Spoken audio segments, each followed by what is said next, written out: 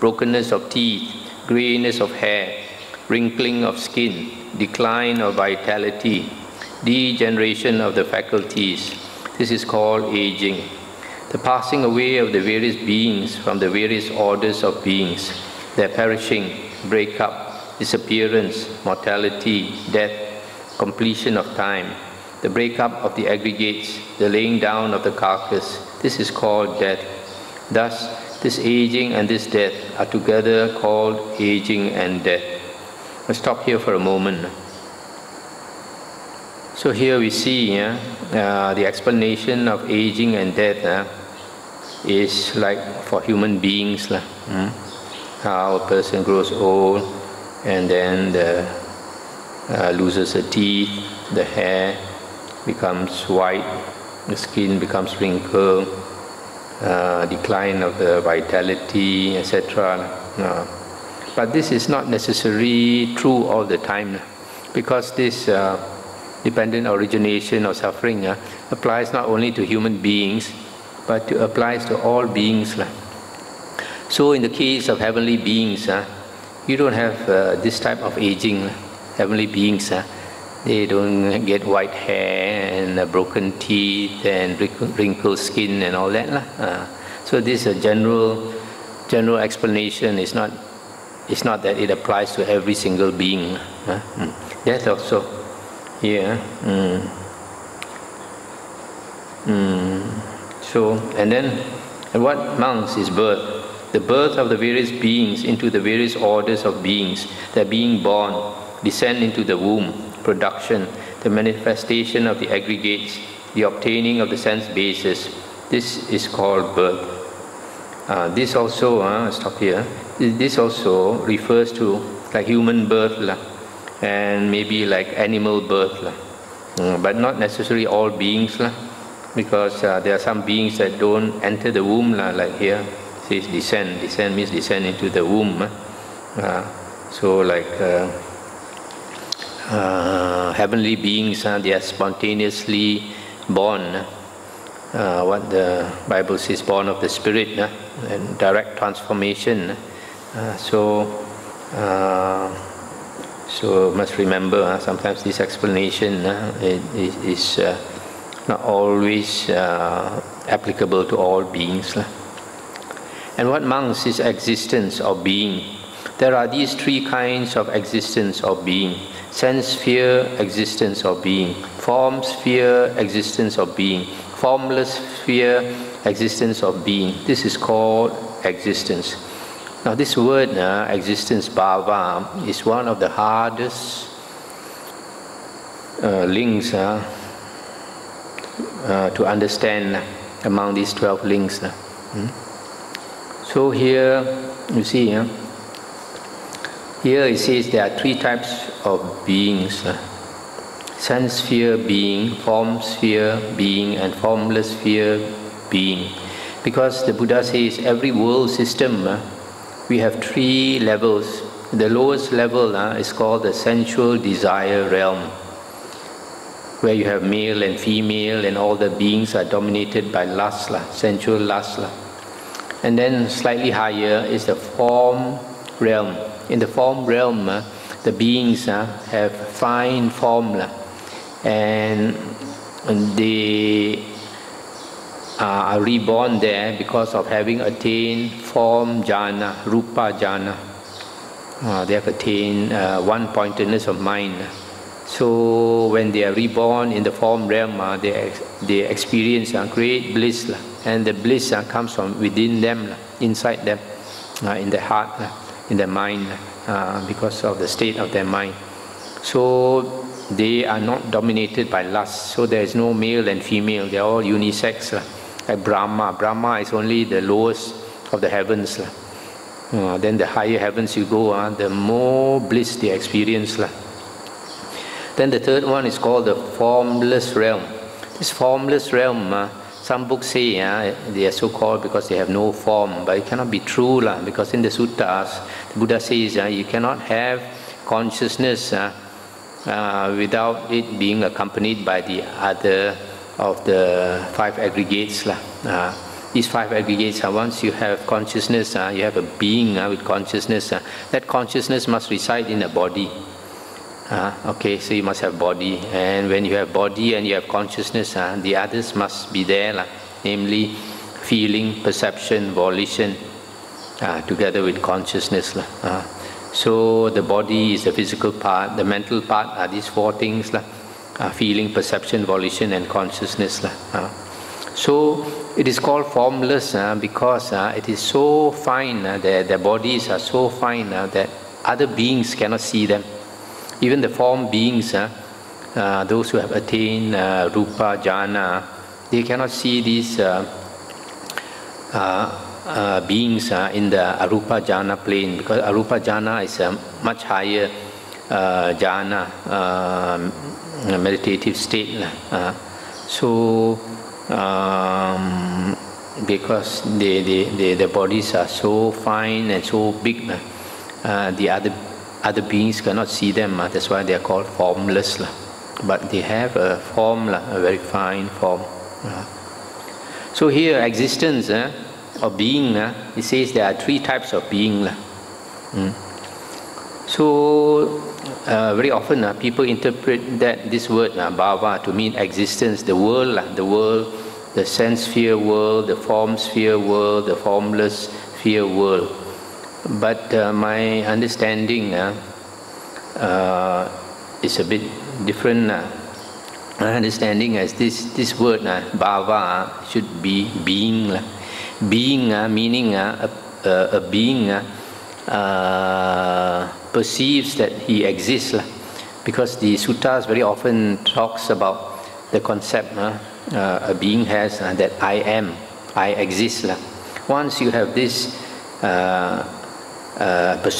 perception that I exist, then this will bring about the previous factor, birth. Once you feel you exist in the world, the moment you come into the world, that is the birth. So that's why existence, once there is existence, there is birth. So this existence is not the material world existence, it's the existence of that self, the ego, that feeling I am, I exist. Now, once you have that I am or I exist, then you have a being. Suddenly I am a being. For example, a tree may have consciousness. A tree has a certain type of consciousness, but a tree does not have the perception I am or I exist. Right? So because the tree does not have the perception I am or I exist, so it doesn't feel that it is born into the world, it doesn't feel that it suffers in the world. It's because we all putujanas, all beings except the arahant, because we have this perception of I am. In fact, this I am is the last, I think, to be eliminated before a person becomes liberated. One of the 5 higher factors is conceit, mana. Mana is a Pali word. The English translation is conceit. I think this conceit means that feeling of I am or I exist. So this word bhava, henceforth I will try to remember to translate it as being, not existence. And what monks is, so this is a very important word to understand, that once you have being only, then only you feel you exist in the world, you feel that you are born into the world. And what monks is clinging. There are these 4 kinds of clinging. Clinging to sensual pleasures, clinging to views, clinging to rules and vows, clinging to a doctrine of self. This is called clinging. These are the 4 types of clinging. The first one, clinging to sensual pleasures, kamupadana. Clinging is upadana, or attachment. The second one, clinging to views, didupadana. The third one is clinging to rules and vows, sila batu padana. You see here, sila is rules. The other one is vata, is vows. Then clinging to the doctrine of a self, atta vadu padana. So this is clinging. This one there's no difficulty in understanding. And what monks is craving? There are these 6 classes of craving. Craving for forms, craving for sounds, craving for odors, craving for taste, craving for tactile objects, touch, craving for mental phenomena, thoughts. This is called craving. So here we crave for the 6 sense objects. And what monks is feeling? There are these 6 classes of feeling. Feeling born of eye contact, feeling born of ear contact, feeling born of nose contact, feeling born of tongue contact, feeling born of body contact, feeling born of mind contact. This is called feeling. So here feeling is like born of eye contact means you see something and then a feeling arises. Ear contact means you hear a sound, a certain sound, and then a feeling arises, etc. And what monks is contact? There are these 6 classes of contact. Eye contact, ear contact, nose contact, tongue contact, body contact, mind contact. In the Suttas, it is mentioned these 6 sense organs, the eye, ear, nose, tongue, body and mind. Any one of them, the condition that you have a sense organ and you have an object, and then the consciousness will arise. And these 3 come together when they contact. That is contact. And following contact, you have feeling, perception, volition and all that. So this is contact of the 6 senses. And what monks are the 6 sense bases? The eye base, the ear base, the nose, tongue, body, mind. These are the 6 sense bases. And what monks is name and form, or mentality and materiality, feeling, perception, volition, contact, attention. This is called name. The 4 great elements and the form derived from the 4 great elements. This is called form. Thus this name and this form are together called name and form. This name, nama rupa, name and form, another translation is mentality and materiality. And sometimes people translate this as body and mind. Nama rupa, the Pali word here is nama rupa, is not body and mind. Because you see here, nama is feeling, perception, volition, contact, attention. There is no consciousness here. And then form is the 4 great elements, and the form derived from the 4 great elements. So nama rupa is devoid of consciousness. So if there is no consciousness, it cannot be mind, body and mind. The body part is there, but not the mind part. So actually this nama rupa is phenomena. Phenomena is the object of consciousness. The next link here is consciousness. And what monks is consciousness? There are these 6 classes of consciousness: eye consciousness, ear consciousness, nose consciousness, tongue consciousness, body consciousness, and mind consciousness. This is called consciousness. So these consciousness and nama rupa, they always come together. According to the Buddha, they are like 2 sheaves of reed standing supporting each other, leaning against each other.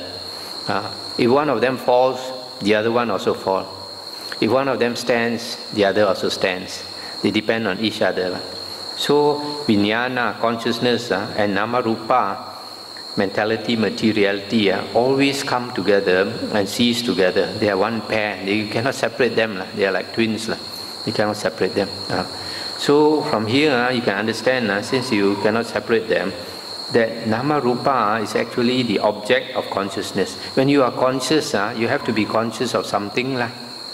And that something that you are conscious of is nama rupa. Okay?